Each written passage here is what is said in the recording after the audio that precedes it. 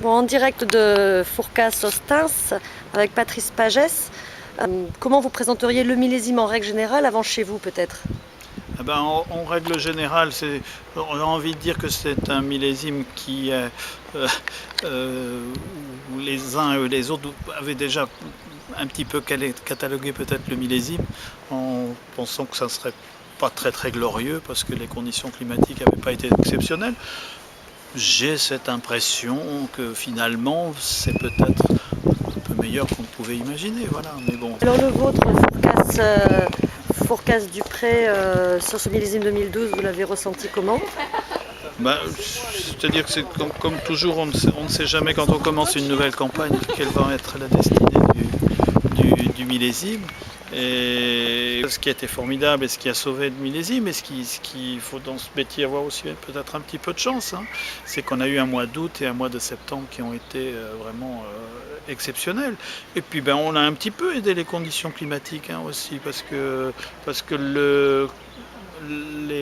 comment dire, on savait qu'on partait vers des vendanges tardives. Ben, vendange tardive veut dire que la maturité risque d'être peut-être pas optimum. Mais qu'est-ce qu'on a fait? Ben, on a été très précis dans les effeuillages pour pouvoir bien ventiler. Il n'y avait pas une grosse récolte, on a quand même fait des vendanges en verre pour éviter des paquets, des machins, éviter qu'il y ait un développement de botrytis, des choses comme ça. Donc toutes ces petites actions précises ont fait qu'on a amené des raisins à, j'ai envie de dire, et j'en suis sûr et convaincu, des raisins à parfaite maturité, dans un très bon état sanitaire, et que nous avons vendangé sous la pluie. On s'en souvient. Et c'est comme ça, mais vendanger sous la pluie des raisins qui sont mûrs, ben, je trouve ça moins préjudiciable pour la qualité finale que d'avoir pris beaucoup de pluie avant et de ramasser des raisins Pourri sous un soleil. voilà, pourris sous le soleil. Voilà. Donc là, non, moi, l'état sanitaire est resté bon jusqu'au bout. Donc, il y avait une fenêtre, hein, parce il a quand même pas mal plu pendant les vendanges. On a commencé le 8 octobre, ce qui n'est pas très précoce. On a fini le 18.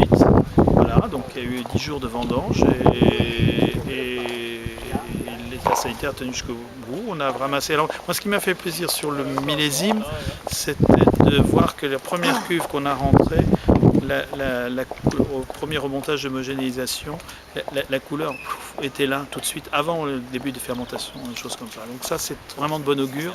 On s'est dit, tiens, si les couleurs sortent comme ça, on va extraire des bons tanins. Et c'est pour ça qu'on a vinifié à des températures très basses, pas dépasser 25 degrés, et de faire des remontages très doux, pas chercher à surextraire pour préserver ce fruit et que j'ai l'impression qu'on retrouve dans mon vin, en tout cas ces dégustations primaires aujourd'hui. C'était un petit peu ce qu'on souhaitait avoir, qu'il y ait de la fraîcheur, du fruit, voilà, un bel équilibre, une présence tannique nécessaire.